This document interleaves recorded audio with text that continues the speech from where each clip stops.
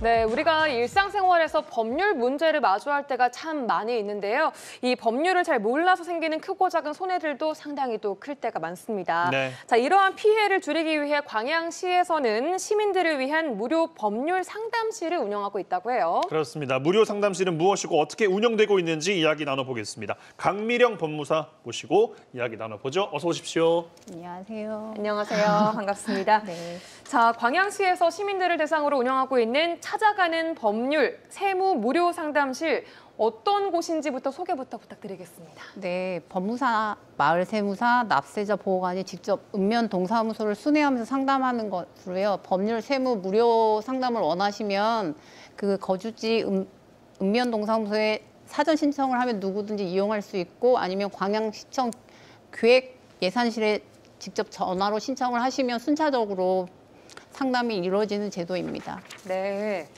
법무사의 역할은 어떻게 되는지도 궁금한데 법률 상담소 같은 거 보면은 타 지자체에는 뭐 변호사분들이 하시는 경우도 네. 있었고 법무사분들이 하시는 경우도 있는 것 같고요. 네, 저희 광양시는 변호사님들이 적기도 하고 법무사님들이 워낙 활발하게 활동해서 그런지 법무사님들이 무료 법률을 상담하고 있는데요. 네. 저희는 그러니까 변호사님이랑 제일 똑같은 일을 하거든요, 실은. 근데 좀 다르다는 거는 변호사님은 법정에 가서 변론을 해주시는데 저희는 그 역할을 못 해줘요.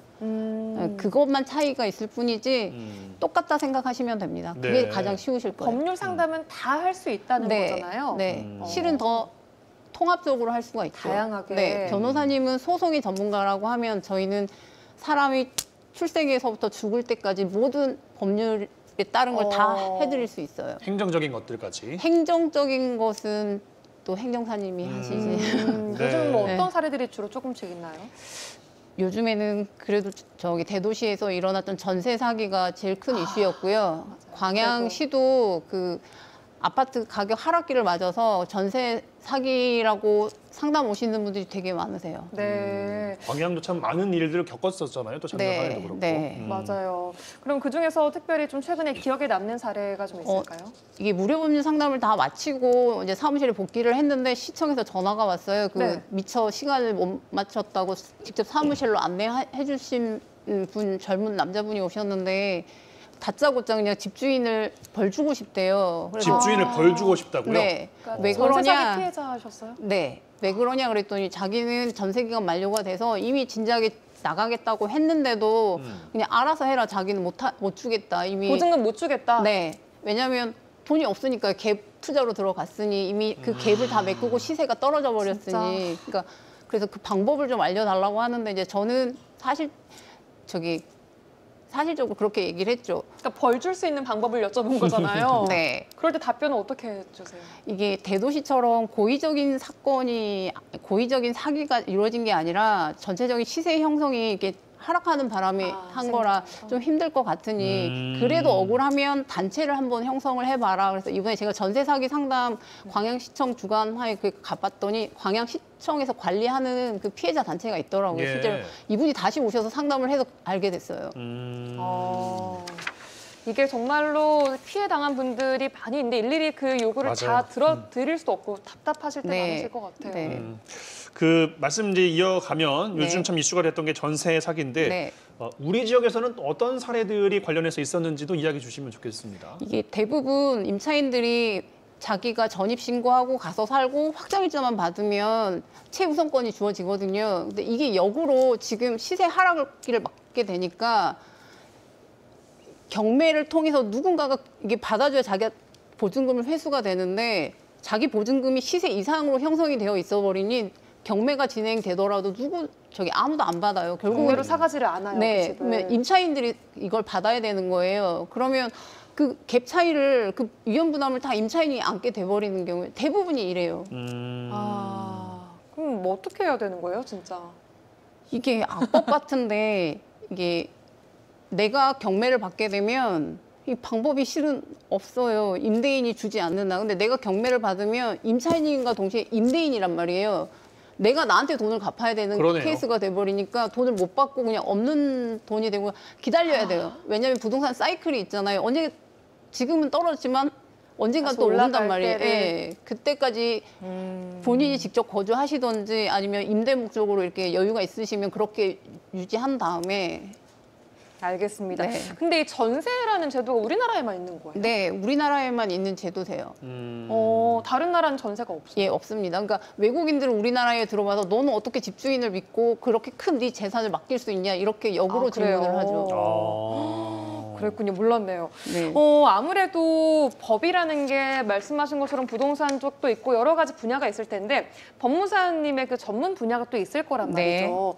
그렇지 않은 분야에 대한 상담 들어왔을 때는 어떻게 해주세요? 예, 법무사는 부동산 등기 전문가로 부동산에 따른 뭐 취득세나 등록명세는 저희가 당연히 상담을 해드리는데요. 그러니까 이분들은 헷갈려서 일반인들은 그러면 나 양도세나 증여세, 상속세도 궁금하다. 그럼 다 저희는 한 번에. 예, 저희가 다루는 거는 지방세고요. 지금 후자에 얘기했던 양도세나 증여세는 국세거든요. 이거는 세무사님 영역입니다. 회계사님이신. 그럼 그럴 그쪽으로 때는- 연결을 해드립니다. 아, 저희는 연결도? 전문가가 아니니까 세무 전문가가 아니. 그리고 급여를 못 받아서 어떻게 일 처리를 하고 싶다는 노동자분들이 찾아오는 경우는 우선은 노무사님 상담이 우선이세요. 그쪽에 연결을 해드리고요. 네. 그러니까 사실 뭐 그 아시는 분들은 잘 아시겠지만 그 분야가 이제 나눠져 있고 전문 분야가 다르고 그 상담할 수 있는 영역이 다른데 그냥 뒤에 있는 사자가 붙어 있으면은 다 가지고 네, 또 할 수 있는 거 혼동하세요. 아니에요? 네, 이렇게 모든 이야기하는 고민을 경우도 다 많죠. 가지고 오시는. 네, 네, 네. 정말 그래요. 정말. 개인적으로 조금 당황스러울 때도 있으셨을 것 같아요. 문 열고 양도소득세 여기 신고할 수 있어요? 이런 분들 많으세요. 다짜고짜. 네, 저희 세금 전문가는 아니거든요. 네. 그럴 때마다 이제 관련 분야에 계신 분들을 네, 연결해 연결도 드립니다. 해주시기도 네. 하고 네. 그렇게 또 운영하고 계신 것 같습니다. 상담을 하면서 이건 진짜 좀 안타까운데 하는 사례도 있으셨을 것 같아요. 그러게요. 우리가 몸이 아프면 빨리 병원 가서 초기에 잡아야 잡히잖아요. 근데 이 법률에도 시효라는 기간이 있어요. 시효. 네, 네. 시효 제도라는 게 있어서 빨리 가서 저희한테 와서 상담을 하고 일 처리를 해야 되는데 우리나라 사람 네. 정이 많아서 계속 기다려주세요. 그러다 기다리다가 이제 억울하다고 찾아오는데 이미 시효는 끝났어요. 이 시효가 끝나버리고. 법적으로 이 사람 권리를 구제할 수 있는 제도인데 그 시간이 넘겨버리면 그냥 법적으로 더 이상 자기가 도와드릴 수가 없어요. 도와주고 싶어도. 그렇게 해서 권리를 잊어버리는 거죠. 그런 분들이 가장 많았습니다. 예, 뭐 어떻게 구제할 수 있는 방법이 없는 거니까. 예. 예. 그래서 그리고 또 저희는 개인회생이나 파산제도가 잘 되어 있거든요. 채무자를 돕기 위한 제도인데 반대로 채권자한테는 이게 악법처럼 느껴져요. 그렇게 욕 많이 하시고 가시거든요. 네. 예, 그래서 내게서 돈이 나가면 내게 아니라고 생각하시고 돈거래에 신중을 기하셨으면 좋겠습니다. 근데 이게 말처럼 또 쉬운데 네, 또 쉽지는 아니에요. 그러게요. 정말로. 인간 사랑하는 것이죠. 그러니까요. 네. 자, 그러면 우리가 손해를 보지 않기 위해서 혹은 손해를 보더라도 이 손해를 최소화할 수 있게 어렵지만 이 법률을 일반인들이 좀 알고 있으면 조금은 유리할 것 같거든요. 도움이 네. 될 것 같다든지. 그렇죠. 이런 거는 꼭 알고 계셔야 한다라는 것 좀 간단하게 쉽게 시청자 여러분들께 소개 좀 해주세요. 어떤 네. 게 좀 있을까요? 그 전세 사기와 맞물려서 보통 우리가 임대차나 뭐 전세 산다 얘기를 많이 하는데 전세권 설정 등기, 집주인과 전세권자의 서류를 해서 부동산 등기에 전세권이라고 딱 못 박는 게 전세권자고요. 이건 물건이고요. 우리가 보통 임대차 계약하고 동사무소에서 확정일자 받는 거는 저 채권이거든요.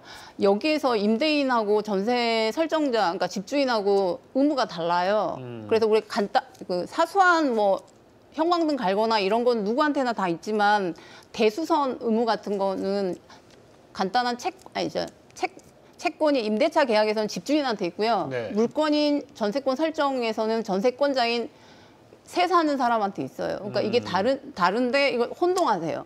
이게 제일 다르고요. 그다음에 그러니까 큰 거는 수리할 게 필요한 것은 이제 집주인분의 책임이 있는 것이고. 그게 임대차고요. 예. 채권. 물건인 전세제도는 반대세요. 세대로 사는 전세 입자인 임차인한테 있는 거예요. 그러니까 이게 전세 임자라고 해야 되고요. 임차인이라는 표현을 쓰면 안 되고. 표면상은 보실 때 우리 보통 전세 사는 사람은 똑같은데 이게 그 등기를 했냐 안 했냐에 따라 그냥 채권이냐 물건이냐가 달라져서 이게 수선 의무가 달라져요. 예. 잘 알고 있어야겠어요. 예. 올해는 또 이제 그 예년과 다르게 기존과 좀 달라졌다. 또 짚어주실 만한 게 또 어떤 게 또 있을까요? 세법이 매년 확실히 많이 달라지는데요. 결혼한 신혼부부 혹은 만 2세 이하 자녀를 둔 사람에 대한 증여세 공제가 시행됩니다.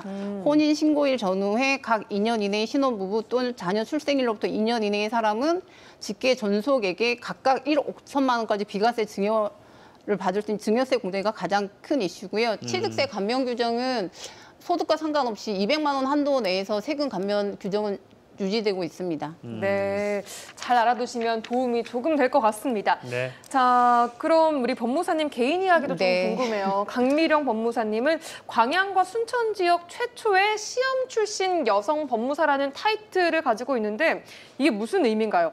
지역 최초의 시험 출신 여성 법무사. 시험 출신? 네, 법무사 제도가요.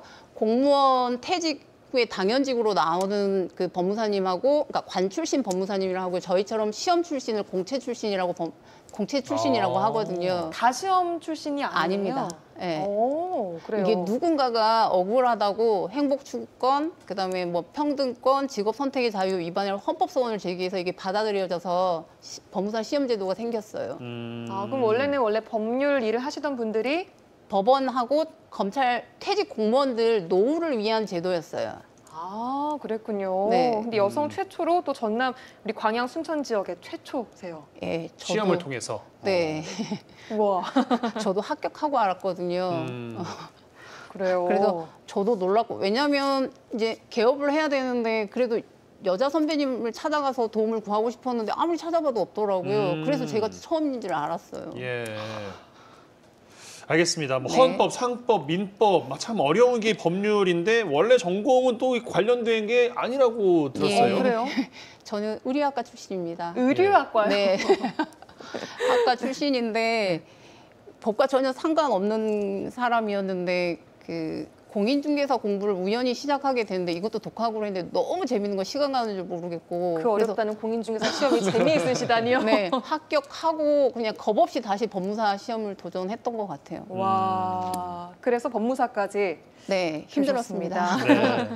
어떤 게 가장 힘드셨어요?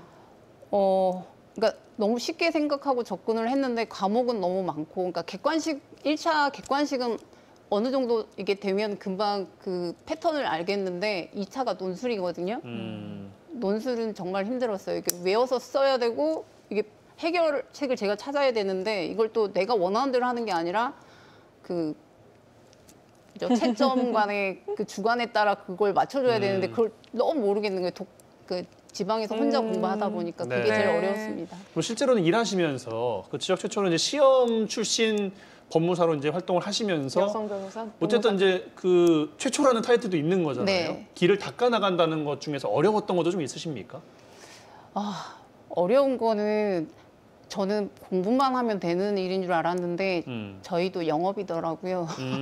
그게 힘들었어요. 그래서 이걸 어떻게 헤쳐나가야 될까 하다가 그냥 한 손님 그러니까 모든 사무실, 그러니까 전문 자격사들도 마찬가지고 단체에 가입을 많이 하는데 저는 경쟁력이 공부라고 생각했어요. 네. 왜냐하면 요즘 젊은 사람들 똑똑하시잖아요.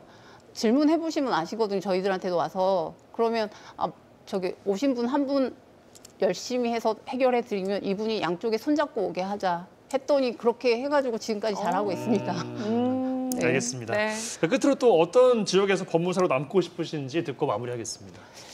지금 경기가 전반적으로 뭐 우리나라만 아니고 전체적으로 다 어려우니까 저희 수수료가 그렇게 크지 않다고 생각하는데 저희가 하는 일에 비하면 근데 이 작은 수수료도 내기가 힘들어하는 분들이 되게 많으세요.